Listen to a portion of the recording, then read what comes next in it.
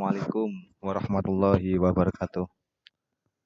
Pagi ini dari Guru Agama Islam akan membahas materi baru, yakni iman kepada Rasul.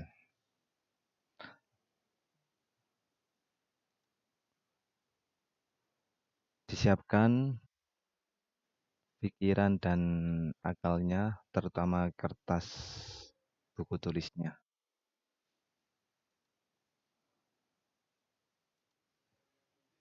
Iman kepada Rasul ada memahami makna beriman kepada Rasul dan sikap perilaku yang mencerminkan keimanan kepada Rasul.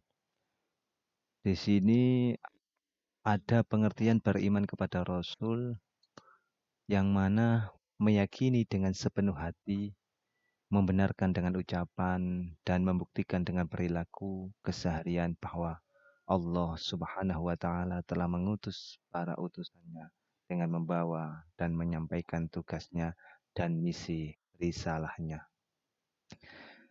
Sebelum melanjutkan materi yang selanjutnya, perlu diketahui bahwa dalam bahasa Arab iman adalah amanu yu'minu imanan yang artinya percaya.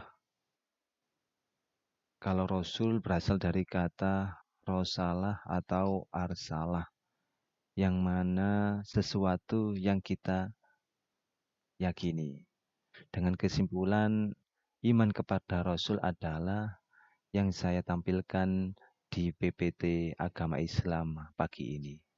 Selanjutnya, kita kembali di perbedaan Nabi dan Rasul, di mana perbedaan Nabi dan Rasul yang intinya terletak pada tugas dan misinya dalam menyampaikan wahyu yang telah diterimanya. Perlu diketahui di situ ada Al-Anbiya surat ke-21 ayat ke-7.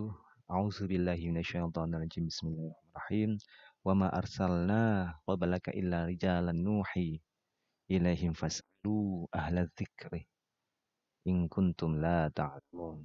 Dan kami tidak mengutus rasul-rasul sebelum engkau, Nabi kita, Nabi Muhammad sallallahu alaihi wasallam, melainkan beberapa orang laki-laki yang kami beri wahyu kepada mereka. Maka tanyakanlah kepada orang yang berilmu jika kamu tidak mengetahui. Sudah jelas perbedaan Rasul dan Nabi. Seorang Nabi tidak diperintahkan oleh Allah Subhanahu wa Ta'ala untuk menyampaikan wahyu kepada umatnya. Seorang Rasul mendapatkan wahyu harus disampaikan kepada umatnya. Selanjutnya, ada nama-nama Nabi dan Rasul.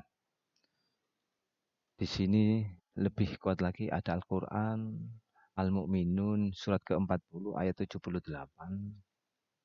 Yang mana walaqad arsalna rusulan min qablika minhum man qasasna 'alaika wa minhum man lam naqsus 'alaik wa ma kana rasulin ayyatiya bi ayatin illa bi idznillah fa idza jaa amrullahi qudiya bil haqqi wa khasira hunalikal mubtilun. Di situ Al-Quran surat Al-Mu'minun menjelaskan tentang nama-nama Nabi yang wajib kita ketahui, yaitu berjumlah 25 orang. Yang mana 25 orang itu adalah mulai dari Nabi Adam sampai Nabi kita, Nabi akhir zaman, Nabi Muhammad sallallahu alaihi wasallam. Selanjutnya di Al-Hadis, saya sedikit ambil salah satu hadis dari hadis riwayat Ibnu Murdawai. Bismillahirrahmanirrahim. Qultu ya Rasulullah, kamil anbiya qala mi'atu alfin wa arba'atun wa ishruna alfan. Qultu ya Rasulullah, kam rusulu minhum? Qala sumi'atin wa salasata asyarata jammun ghafir. Qultu ya Rasulullah, man kana awwaluhum? Qala Adam. Qultu ya Rasulullah, nabiyyun mursalun. Qala na'am khalaqahullahu biyadi tsumma nafakha fihi min ruhihi tsumma sawahu qabala. Hadis ini menerangkan tentang jumlah nabi dan rasul seluruhnya yang diciptakan oleh Allah Subhanahu wa taala. Yang mana jumlah nabi keseluruhannya yang melebihi yang kita ketahui adalah 124.000 nabi dan rasul sebanyak 313 rasul. Selanjutnya ada sifat-sifat nabi dan rasul. Pasti kita sudah tahu mulai masa kecil kita sampai masa hari ini tetap sifat nabi ada 4. Ada sidik, ada fatonah, ada amanah, ada tablik. Sidik adalah benar, amanah adalah percaya, tablik adalah menyampaikan, fatonah adalah cerdas. Kalau bisa kita sebagai manusia generasi Nabi Muhammad, ambillah salah satu sifat Nabi Muhammad, entah itu sidik, amanah, fatonah, dan tablik. Untuk mempersingkat waktu, kita selanjutnya menuju ke tugas dan mukjizat para rasul. Apa tugas dan mukjizat para rasul? Saya ambil ini ada 4.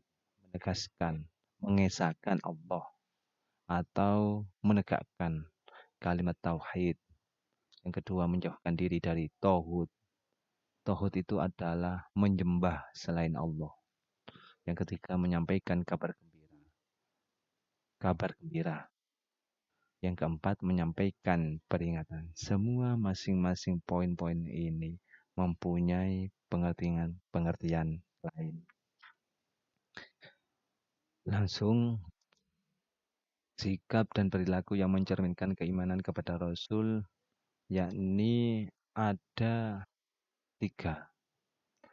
Yang pertama, mengetahui dan hafal nama-nama Nabi dan Rasul yang wajib diketahui. Kalau kita tidak tahu nama-nama Nabi, semakin menambah bertahunnya kita, semakin tenggelam dengan cerita-cerita sejarah Nabi. Sudah banyak akhir-akhir ini, salah satunya ormas yang terbaru tidak mengenal sejarah, tidak ingin tahu sejarah. Katanya yang tidak ada menjadi ada. Padahal kalau kita tidak percaya sejarah, berarti kita tidak percaya dengan Nabi. Karena kalau kita nggak percaya dengan Nabi, berarti kita nggak percaya dengan iman. Pertama, iman yang nomor 4.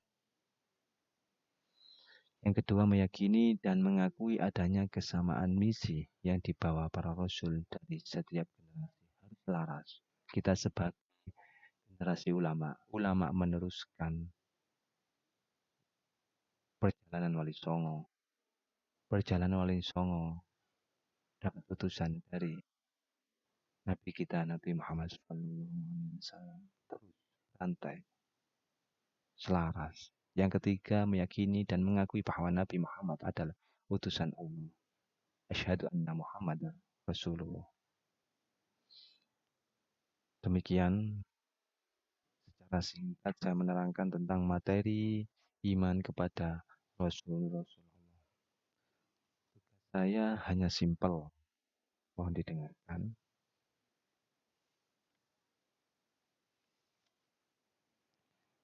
Yang pertama,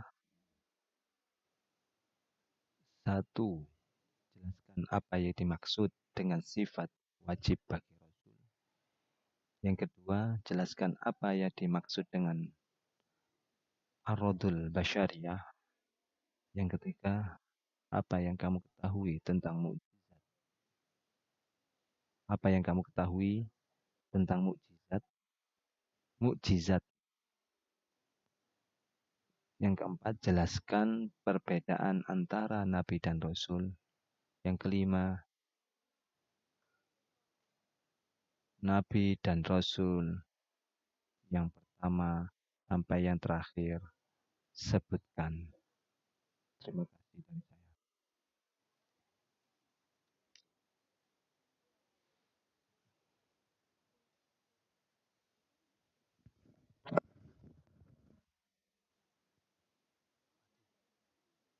Ade.